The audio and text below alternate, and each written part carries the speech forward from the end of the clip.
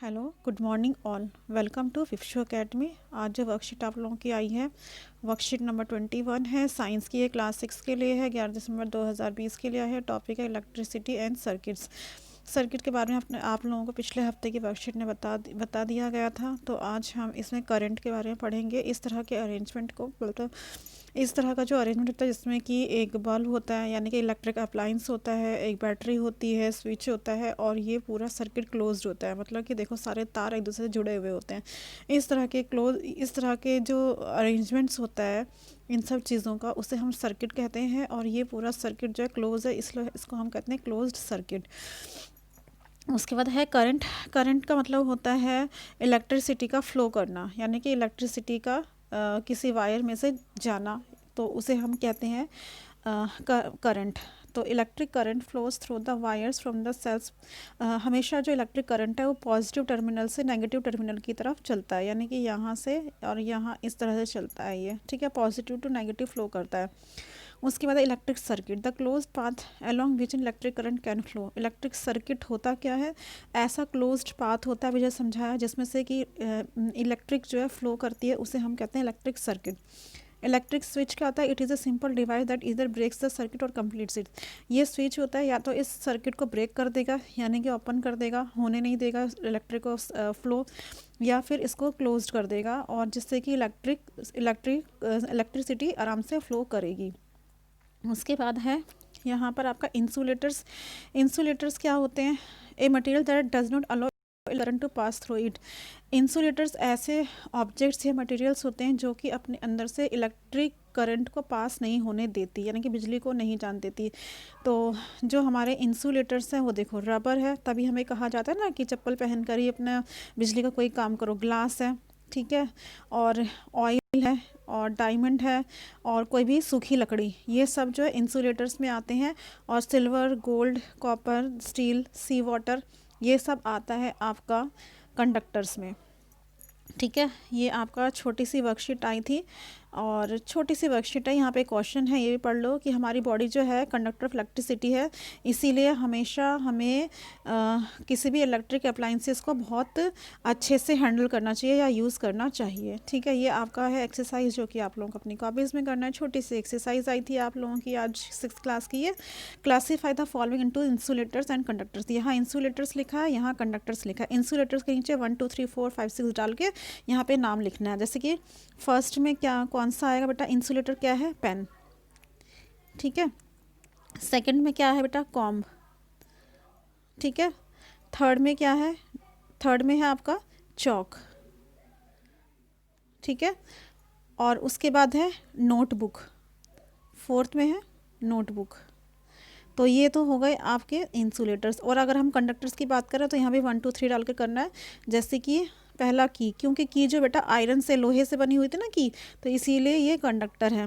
उसके बाद है नेल, देखो नेल भी लोहे की बनी हुई होती है, कील है ना। उसके बाद थर्ड में आएगा सेफ्टी पिन। सेफ्टी पिन क्या देखो स्टील से बनी हुई होती है ना, सेफ्टी पिन। उसके बाद है आपका फोर्थ, सेफ्टी पिन के बाद है कॉइन, क्योंकि कॉइन भी किसी ना किसी मेटल से बना हुआ होता है। तो ये चार, ये वाले इंसुलेटर्स हैं, ये वाले कंडक्टर्स हैं। आप लोग अपनी कॉपीज़ में नोट कर लीजिए, और राइटिंग बिल्कुल साफ़ सुथरी होनी चाहिए आप लोगों की, ठीक है। आगे चलते हैं नेक्स्ट क्वेश्चन की तरफ। सेकेंड क्वेश्चन इन्होंने कहा है बेटा कि a bare wire carrying a electric current can give you electric shock based on this you see if your body is a conductor or an insulator. मतलब कि जो तारें होती हैं, ठीक है, बेयर वायर मतलब जो कि जो आपकी तार होती है जिसके प्लास्टिक नहीं लगी हुई थी, कोई कवरेज नहीं होती उस वायर के ऊपर, यानी कि नंगी तारें जिसे हम कहते हैं, अगर उसको हम छू लें तो हमारी बॉडी को शॉक लगता है, करंट लग जाता है, ठीक है, झटका लगता है। तो इसके बिहार पे आप क्या कह सकते हो कि आपकी बॉडी कैसी है, कंडक्टर है या इंसुलेटर है? तो क्या कह सकते हैं? Our body is a conductor, ठीक है। हम यहाँ पे लिखेंगे, यहाँ पे लिखेंगे on the basis of this, ठीक है, ऑन द बेसिस, यहाँ से लिखो, यहाँ से ऑन से, on this basis on this basis we can say that your काट के आवर कर देना, our body is a conductor. ठीक है, our body is a conductor, यहाँ तक लिखना है आपको। समझ आ गया? दोबारा सुन लो। ऑन से स्टार्ट करना है। On the basis, on this basis, ठीक है, on this basis we can say, you काट के we can say that our body is a conductor. ठीक है, देखो दोबारा से देख लो, पूरा इसका आंसर लिखवा देती हूँ।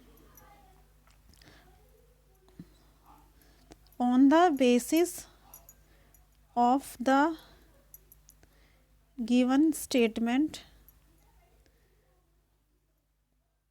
We can say that our body is a conductor। ठीक है, ये आपका सेकंड का आंसर हो गया। ठीक है, on the basis of the given statement we can say that our body is a conductor. आप लोग इसे उतार लीजिए और स्पेलिंग अच्छे से लिखना। ठीक है, ये सेकंड का आंसर है। थर्ड के आंसर देखते हैं। Would bulb glow in the circuit given why और वाई नॉट। इसमें जो इस सर्किट में जो दिया हुआ है आपका बिजली जो है, ये बल्ब जलेगा या नहीं जलेगा, आपको ये बताना है। तो देखो ये क्लोज सर्किट है, कहीं से भी कोई तार जो है, ऐसा तो नहीं कि कहीं से जुड़ी हुई नहीं है, सब जगह से ये तार जुड़ी हुई है बल्ब के साथ में। तो इसमें हम लिखेंगे yes the bulb will glow. Third का आंसर हम लिखेंगे, थर्ड का है ये, yes the bulb will glow as the given circuit is closed। ठीक है, ये आपका थर्ड का आंसर है। तो आप लोग इसे नोट कर लीजिए। आई होप कि आप लोगों को ये वर्कशीट अच्छे से समझ में आ गई होगी।